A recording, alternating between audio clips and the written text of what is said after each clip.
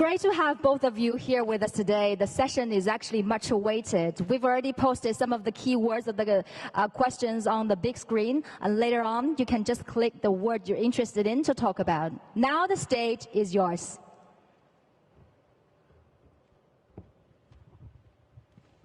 What are you supposed to say? Just things about AI, perhaps? Yeah. Okay. Let's see. Yeah, the AI, right? You want to AI. start with AI? Yeah. Okay. It is. Okay, great. AI. Yeah. Actually, I'm told that does AI mean love? There's like a name AI. It sort of sounds a bit like love. Yeah, AI. I hate the word AI called artificial intelligence. I call it Alibaba Intelligence. Yeah. might end up being true. You never know.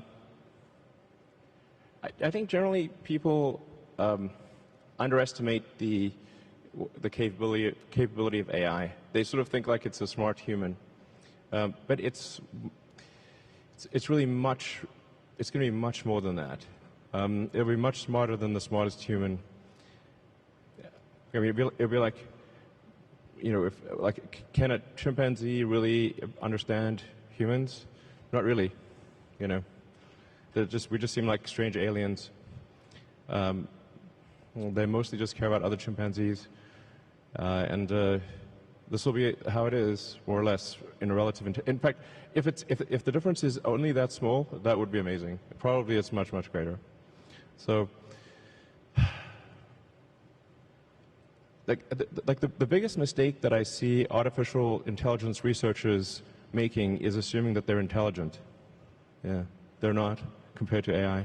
And so a lot of them cannot imagine something smarter than themselves, but AI will be vastly smarter, vastly. So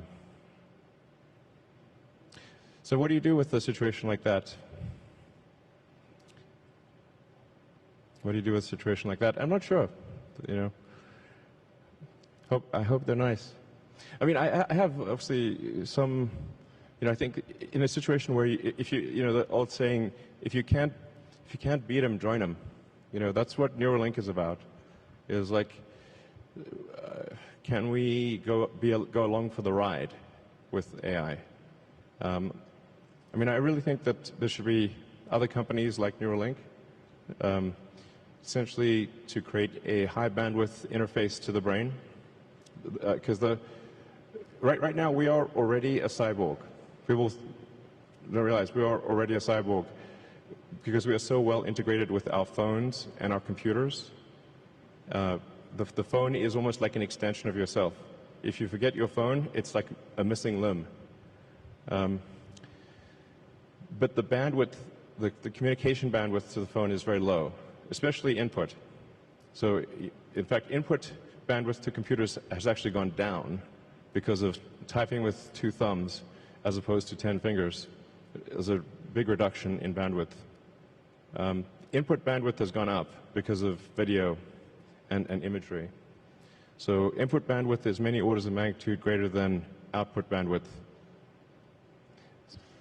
But at a certain point, if we'll just, assuming a benign scenario with AI, we will just be too slow. You know, it's like if a millisecond to something, let's say a computer that has like an exaflop of, or, you know, many exaflops of compute capability, a millisecond is an eternity, and to us it's nothing. So, you know, I always think like human speech to a computer will sound like very slow tonal wheezing. It's kind of like whale sounds. Yep. You know, because what's our bandwidth? Like a few hundred bits per second, basically. Maybe a few kilobits per second if you're going to be generous. So, whereas a computer can easily communicate at a terabit level. So, the computer will just get impatient, if nothing else. It would be like talking to a tree. That's humans.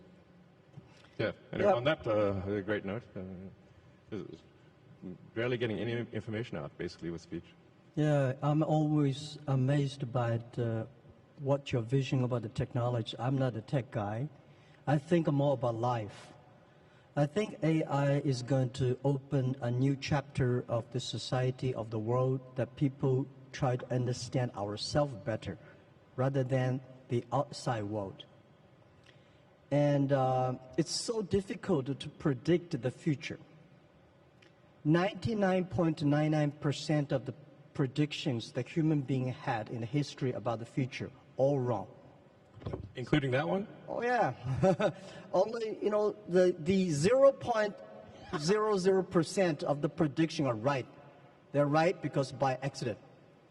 Yeah, but it's also true that 80% of statistics are false. Yeah. So my meaning is Cold that, room. Come on, guys. That was a joke. I'm happy about the artificial intelligence or Alibaba Intelligence that's going to understand the inside of the human better.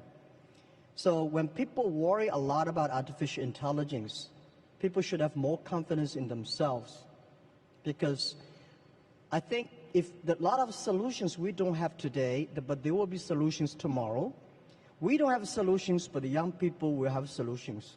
So I'm quite optimistic, and I don't think artificial intelligence is a threat. I don't think artificial intelligence is something terrible, but human beings are smart enough to learn that.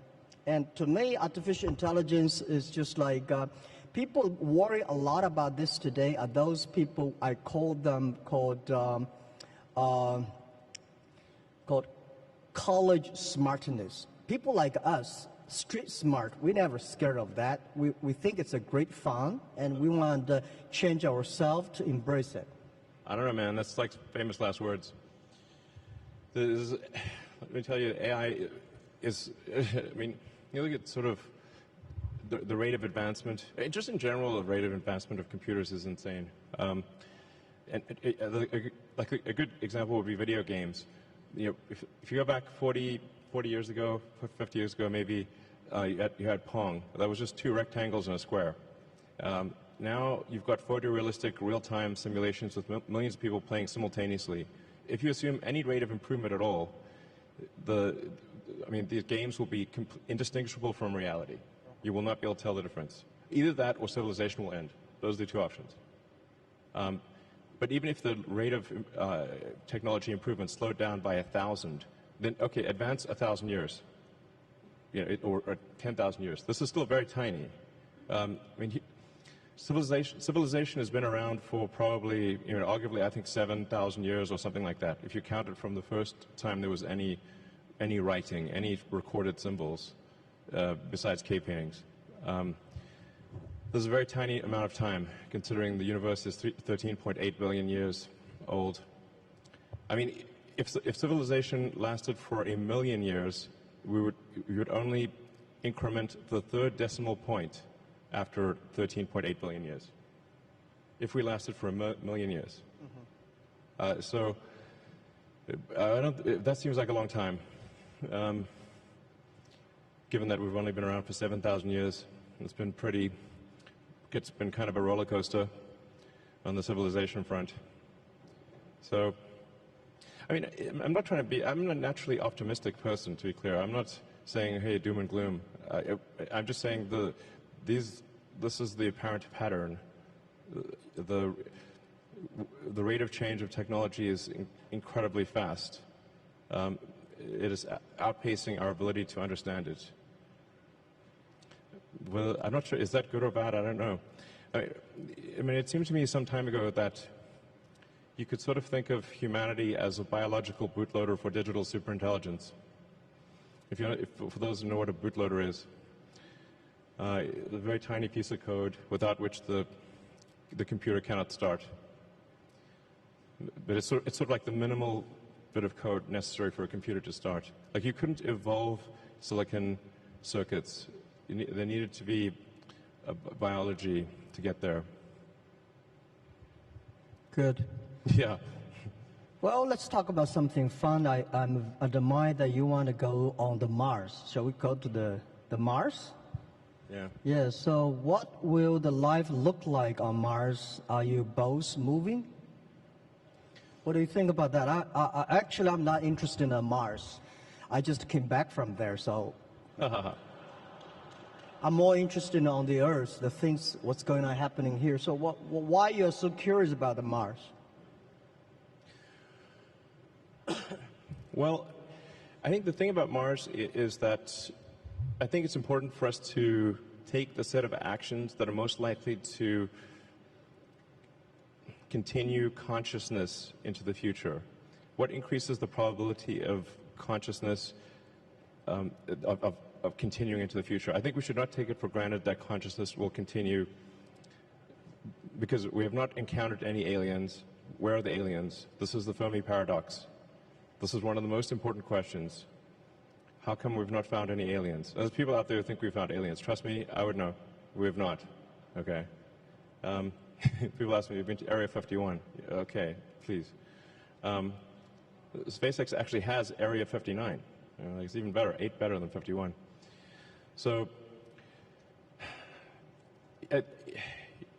among the set of actions we can take that are likely to increase the scope and scale of consciousness such that we are better able to understand the nature of the universe, one of those actions is to become a multi-planet species or ensure that life is multi-planetary. Not because I think something that, it's not from the standpoint of it just being an escape hatch or because I think that Earth is doomed, but there's a certain probability that is irreducible that something may happen to Earth. Despite our best intentions, despite everything we try to do, there's a probability at a certain point that some either external force or some internal unforced error causes civilization to be destroyed, or sufficiently impaired such that it can no longer extend to another planet. It's hard to say. Like, let me put it another way. This is the first time in the 4.5 billion year history of Earth that it's been possible to extend life beyond Earth. Before this, it was not possible. How long will this window be open? It may be open for a long time, or it may be open for a short time. I think it would be wise to assume that it is open for a short time. And then let us secure the future of consciousness, such that the light of consciousness is not extinguished. And we should try to do this as quickly as possible. That's my view. Good. It's so difficult to secure the future of the Earth, but we can secure the future of next 100 years.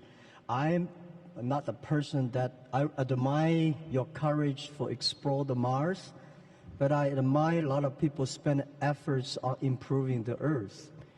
It's great to send 1 million people to the Mars, but we have to care about the 7.4 billion people on the Earth. How can we make the world more sustainable? And I'm not that fan of the Mars because I think it's easy to go to the Mars. When you go on the top of the hills or of the building, just one step you go to Mars, but you will never be able to come back. Yeah, so that's my view. That's not how it works, though. And also, don't do it. I hate to go to Himalayas too. I mean, when you climb on the, I think someday I will go there when the elevator is ready. I will go there and have a look.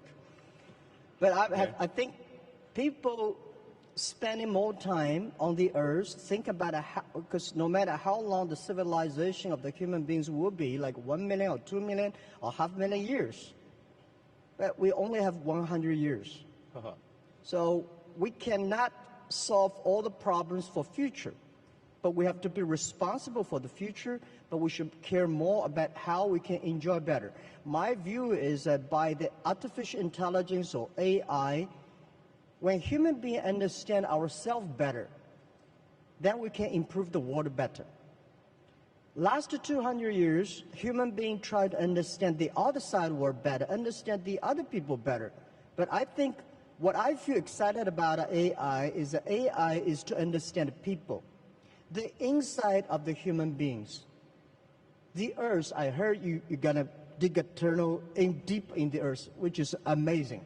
I think, anyhow, every time when I read the news about you are interested in the outside space, I look at you with great respect. We need heroes like you, but we need more heroes like us, working hard on the Earth, improving things every day. That's what I want. Sure. I mean, to be clear, I'm very pro-Earth. Yeah. Great. That sounds great. To be clear, I'm very pro-Earth. When I say, us becoming a multi-planet species or making life extending life beyond Earth, expanding the scope and scale of consciousness, from a resource standpoint, I'm talking about less than 1% of Earth's resources should be dedicated to making life multiplanetary or making consciousness multiplanetary. So, I think it should be like somewhere in between how much we spend on lipstick and how much we spend on healthcare. Like, things like for the preservation of consciousness, we should spend maybe slightly more than we spend on cosmetics. That's my, and I'm pro-cosmetics. I like it. They're great. But there's probably worth spending, I don't know, like at least 0.5% of Earth's GDP on extending life to be multiplanetary. Maybe 1%, I'd say, seems like a good use of resources. But then we have like 2 orders of magnitude more resources spent on Earth. So it's not like it's, somehow going to fundamentally impair Earth. If like I said, just 1% of Earth resources on that order should be enough to make life multiplanetary. It seems like a wise investment for the future. And obviously I spend a lot of my time on sustainable energy with Tesla, with electric cars and solar and batteries and that kind of thing. And I'm really excited to be here in Shanghai for the Shanghai Gigafactory, which is, I think the Tesla China team has done an amazing job, really mind-blowing. Like, I'm just astounded by how good the job is and how much progress has been made. And I think it's a good story for the world, and to say, like, look how much progress you can make in China. This is extremely impressive. Like, my hat is off. You guys rock. So I've never seen anything built so fast in my life before, to be totally frank. I've seen some crazy things. So, I think it's like, I really think China is the future. That's very impressive. And there's also some great progress on entrepreneurial rocket companies in China as well. I believe 2 have made orbit, and it's very difficult, very hard to make orbit. Achieving orbit, I have great respect. This is very hard. You want to pick up another topic? Sure. Yeah. Jobs? Should I pick it? Jobs. Jobs or life? Jobs. Sure, anything, sure. Okay. So what new jobs will be created because of AI, or has the change already started? What do you think? I think why we need that many jobs. Sure. Right? My view is that the jobs, actually every technology revolution, people start to worry. Right? Last 200 years, we worry about the new technology going to take away all the jobs. Actually, we made a lot of jobs. Second, because of the industrial revolution, job created a lot of jobs. What I think is the next 20, 30 years, human being will live much longer. The life science technology is going to make people live probably 100, 120 years. That may not be a good thing, because you got grandfather's grandfather still working hard. But the challenge is, my question, why should we have a lot of jobs? I think people should work 3 days a week, 4 hours a day. When we have electricity, the power of electricity is that we make people more time. So you can go to the karaoke in the evening, you can go to dancing party in the evening.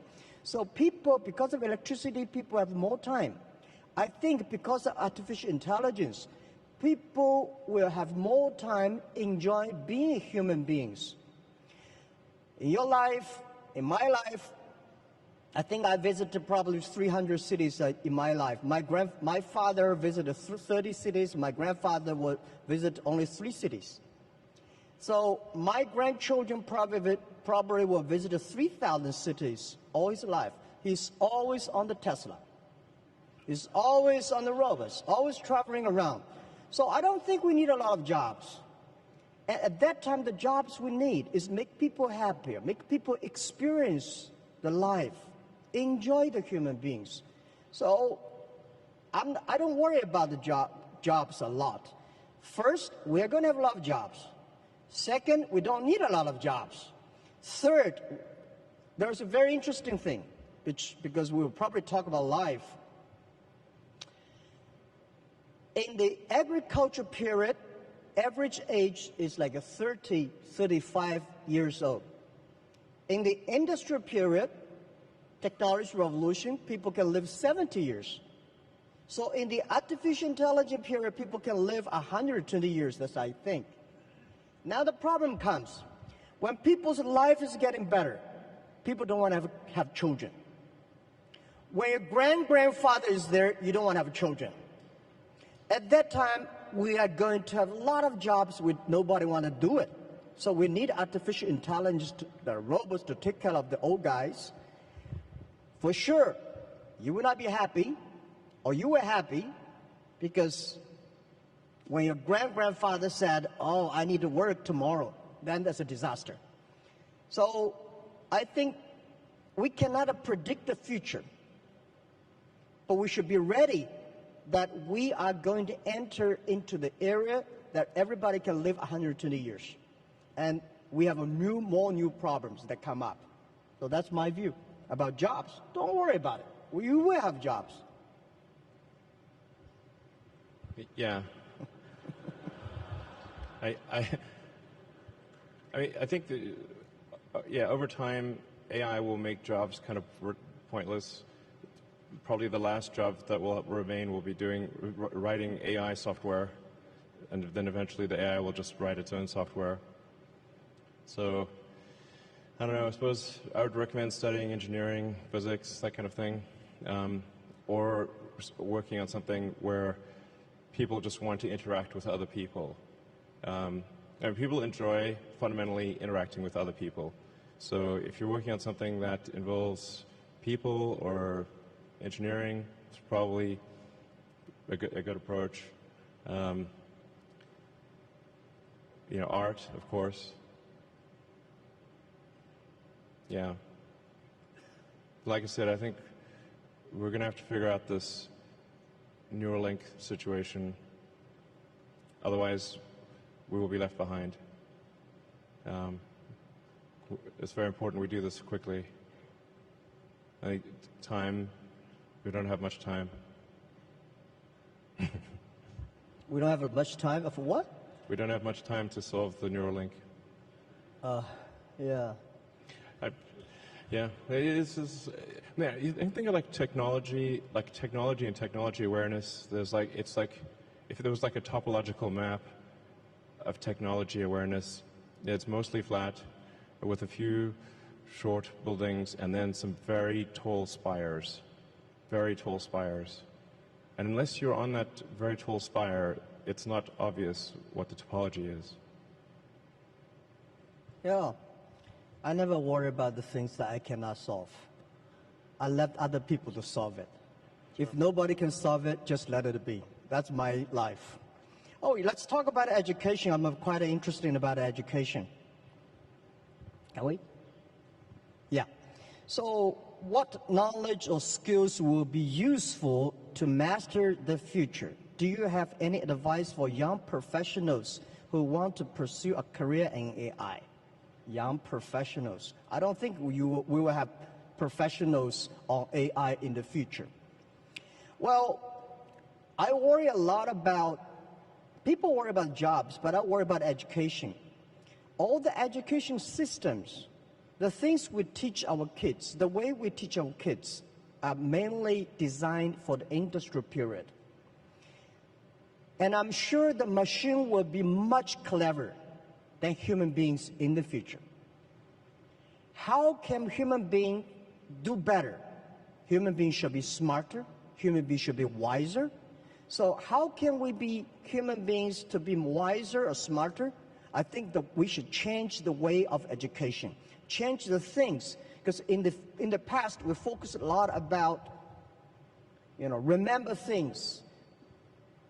Computer can remember better than you are. We want to calculate faster, computer can calculate much faster. We want to run faster, computer can run much faster than you are.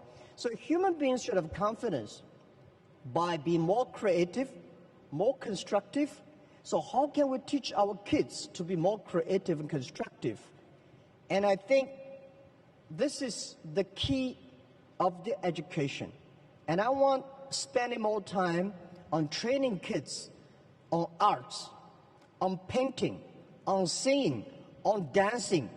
You know, all these are the creative things that make people live like humans. Don't worry about machines. For sure, we should understand one thing, that man can never make another man. Computer is a computer. Computer is just a toy. Man cannot even make a mosquito. So we should have confidence. Computer only have chips. Man have the heart. It's the heart where the wisdom comes from. So I think in the next 10 or 20 years, human beings or every country, every government should focus on reform the education system, making sure our kids be able to find jobs in the future, be able to live in a life that only working 3 days a week, 4 hours a day. And that is very important. If we do not change the education system that we are in, we are all going to be in trouble. That's my view, and don't worry about it. We will change it. Yeah. That's cool. Sure. You know, I would say try to learn as much as possible that allows you to predict the future or make the future. So the saying is the best way to predict the future is to make it. And then assess whether what you're learning is enabling you to predict the future with less error. Are you less wrong? We're always wrong to some degree. But can you reduce the error on your future predictions? I think that's the way to look at education. As of course, but it's both create the future, and predict the future. So that includes art and all those other things. But close the loop on being less wrong about future. I would say that's the right way to think about education. I mean, down the road with a Neuralink, you can just upload any subject instantly. So it'll be like the Matrix. You want to fly a helicopter, no problem. Well, helicopters will fly themselves, but you know, if you wanted to do whatever, any given skill, you just upload it instantly. I mean, the way education works right now, it's extremely low bandwidth. It's extremely slow. Lectures are the worst, really. It's like very slow.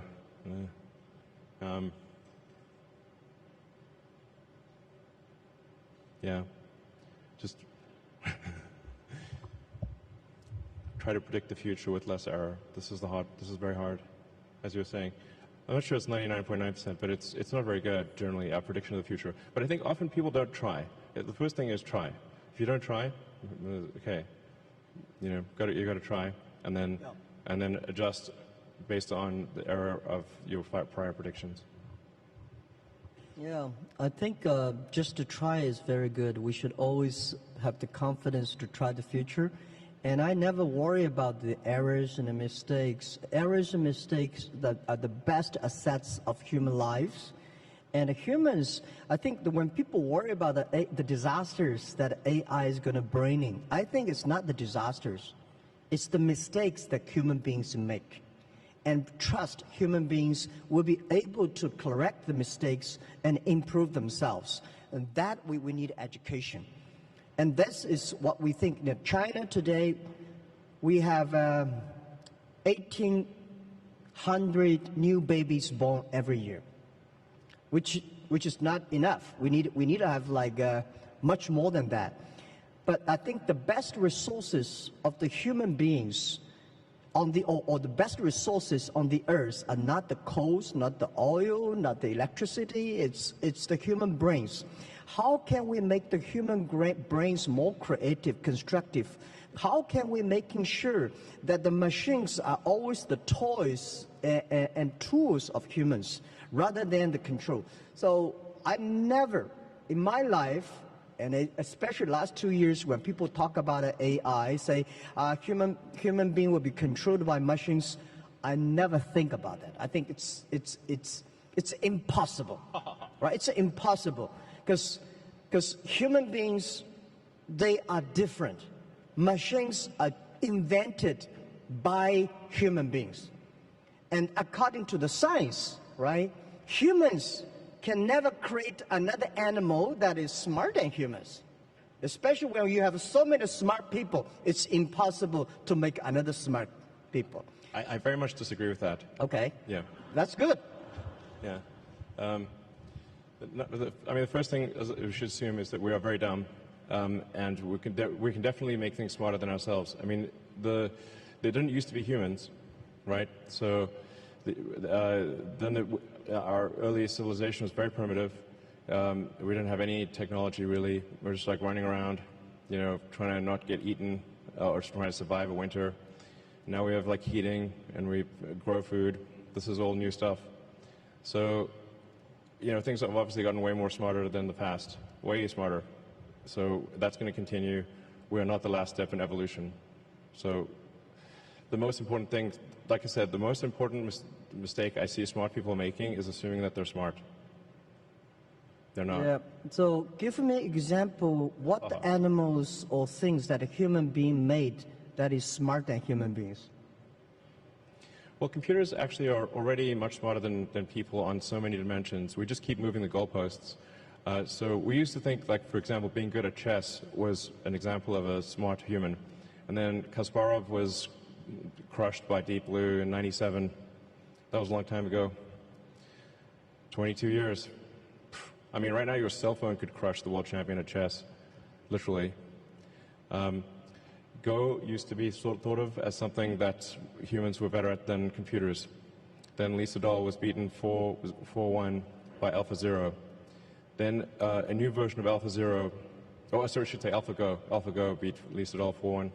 Then there's AlphaZero. AlphaZero crushed AlphaGo 100-0. Now it's just pointless because it just keeps playing itself. Humans are trying to play a computer Go is like trying to fight Zeus. It's not going to work. Hopeless. We're hopelessly inadequate. In terms of rendering, basically, there's just a smaller and smaller corner of intellectual pursuits that humans are better than computers, and that every year it gets smaller and smaller, and soon we will be far, far surpassed in every single way, guaranteed. 100%. Or civilization will end. Those are the two possibilities. Okay. Yeah, my view is that computer may be clever, but human beings are much smarter. Yeah, definitely not. Clever is very academic, is knowledge-driven. Smarter is experience-driven. Computer is smart, is clever, but it's human being. We invented a computer. I never see a computer invented a human being. This is my first point. Second point is that about a Go play chess. It's stupid to compete with a computer on play Go. Just like 100 years ago, when human beings created cars, so human beings said, I can run faster than a car. It's impossible. It's only stupid people to compete with a car who run faster. Go is designed for human to play with human, right? The chess is designed for human to human. Why should a human to fight against a computer? So I never ever play chess or Go with computer. I'll be happy to see two computers fight each other. I'm not interested in play Go with chess. So I told those guys, they are very sad. So, computer will be smarter than human beings because computer can play chess better. I think you are stupid to compete with that. Don't do that. So we always do things we are good at. Sure. Okay. Well, what would be an example of something that humans are better than a computer at, and then let's see if that happens. Well, computer is only one of the clever tools that human created. And computers are clever, but there will be more tools that human beings will create, much clever than computers. That's my view. Yeah. Okay, well, let me tell you, like, my view on AI is essentially you can view the advancement of AI as solving things with increasing degrees of freedom. So the thing with the most degrees of freedom is reality. But AI has steadily advanced, solving things that have more and more degrees of freedom. So obviously, something like checkers was very easy to solve. That we could solve with classical software, classical computing, not really all that challenging. And in fact, there is a complete solution for checkers, meaning it is literally impossible. Every version of checkers is known. And then there's chess, which is also it had many more degrees of freedom than checkers. Many orders of magnitude more than checkers. But still really, I would say a low order of magnitude, low degree of freedom game. 这个自由度的数量级比较低的这种游戏，然后呢，又到了围棋，它的自由度呢又比象棋要高很多。所以呢，我们不断的在跳跃自由度，在不断的这个数量级在不断的上升，智能的这个数量级也在不断的上升。它可以完全模拟 like many people simultaneously. In fact, I mean, obviously there's a strong argument we're in simulation right now. 这个我们现在就活在一种模拟当中。有人开玩笑说，如果生活就是一种游戏。It's like, well, the graphics are incredible. 那么大家有什么看法呢？我觉得我们的这个图像很好，情节呢很令人这个情节也非常复杂，但是呢，这个要让一个人啊，这个重生，获得完全的意识，可能还要20多年。你刚才也讲到出生率，我并不担心。大多数人觉得，我们觉得人口太多了，但是呢，这是一种过时的看法。Assuming that AI is fine, assuming that AI is a benevolent future with AI, I think the biggest problem the world will face in 20 years is population collapse. I want to emphasize this. The biggest issue in 20 years will be population collapse. Not explosion, collapse. It's very easy to see what the world will look like in 20 years because humans have a 20-year root sequence. So like they say, okay, well, who was born last year? Okay, now you know what the world looked like in 20 years. It's that easy. I absolutely agree with that. 我觉得这是很容易预测的。我同意啊，人口的问题啊，这是一个巨大的挑战。中国14亿人听起来很多，但是呢，在今后20年，但是我觉得这会给中国带来巨大的问题。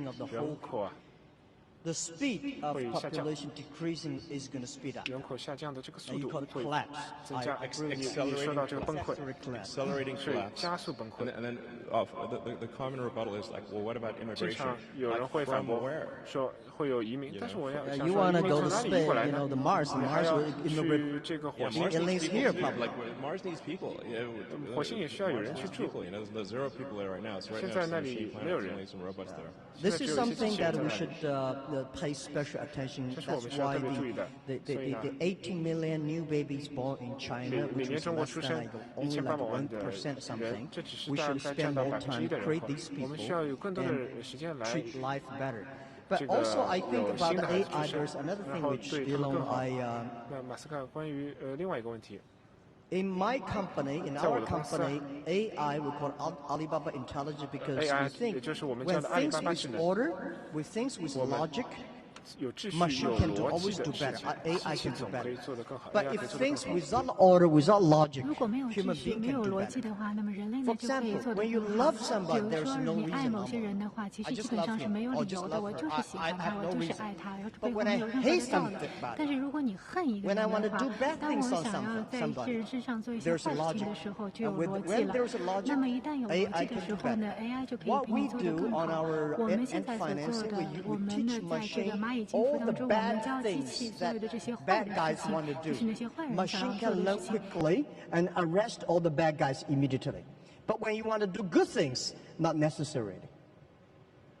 AI means love. That's absolutely right. So that is why the AIs, if the AI can bring love, which I call it, in the past, if you are a successful person, you have to be the EQ and IQ, right? In the future, if you want to survive in this world, you have to be the LQ, the Q of love. That's important too. Otherwise, you cannot survive in artificial intelligence time. Well, I agree with love is the answer. Yeah. Many songs about that. You want to pick up the final one? Another topic you want to have? Excuse me, gentlemen. Due to the time is very limited, so we only have 5 minutes left. So last question, please. Yeah, we have. You want to pick up the last? Life or human being machines? So you want to talk about your cars, autonomy?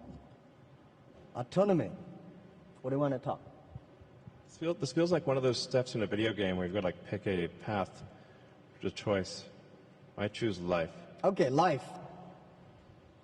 So how much longer do you think people can live for with the help of AI? Can AI help with environment sustainability? Can you?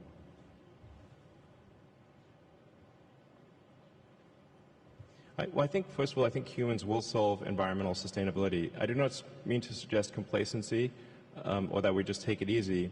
In fact, this is a self-fulfilling or unfulfilling prophecy. We must take immediate and dramatic action, and